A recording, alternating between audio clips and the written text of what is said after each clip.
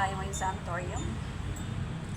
Ayoko nang mag-guantes guys kasi, I mean, hindi ko masyadong maano yung mga halaman pag nakaguantes ako. Though, sa bagay, mas maganda nakaguantes, but mas comfortable ako pagka yung wala eh. Anyway, maghuhugas na lang tayo after. So, this is Antorium guys. Ayan. Medyo hindi ko sila na ano man mga nakaraan. So, alam nyo ba na ang Antorium is yung red flower na Antorium.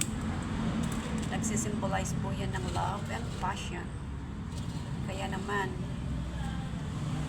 pagdating ng February 14, sa Valentine's Day, maganda po itong pangregalo. Yung ating red na Antorium.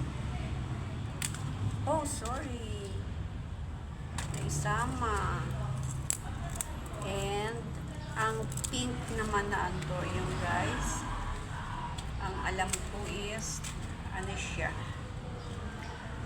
Nagsisimbolize din siya ng motherly love. Oh, femininity. Kaya naman, pagdating ng Mother's Day, maganda rin pang regalo ang Antorium pink. Pink Antorium. Sa Hawaiian country naman, ang alam ko is ang tawag nila dyan, it was known for them na flamingo flower siya. They believe na nagbibigay din siya ng good luck daw. Nagbibigay daw siya ng good luck at saka protection.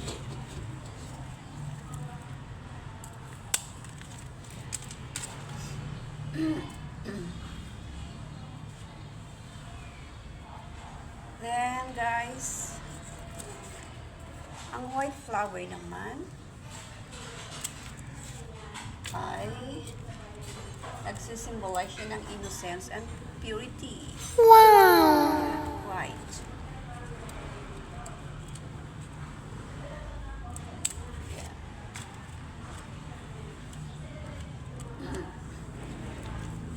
Air purifier din po ito guys. It is an air purifier. Yeah. Kaya nga sinasabi din na protection. Yan guys. Mostly sa Asian countries, pinaniniwalaan nila na nagbibigay ito ng prosperity and abundance.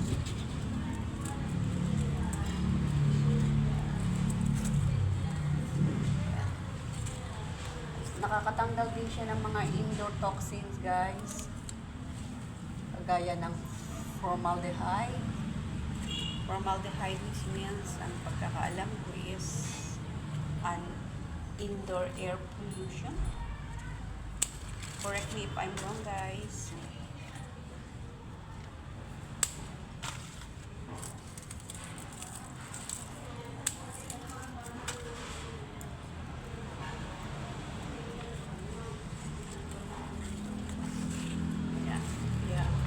Ganda rin para sa office.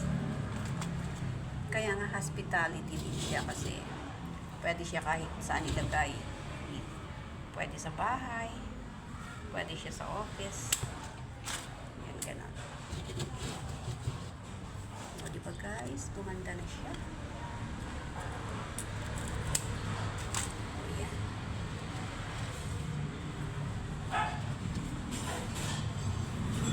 Yan ang Antorium guys. Yan. Antorium that symbolizes love, hospitality, and good fortune. That's it guys. Yan.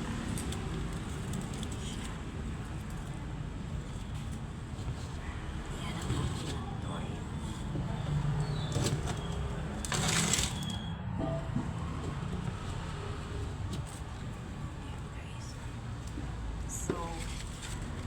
that's all for today, guys.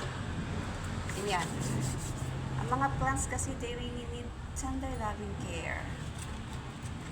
Ayan. Kailangan talaga nila. So, itong mga inasikaso kong mga ito, guys.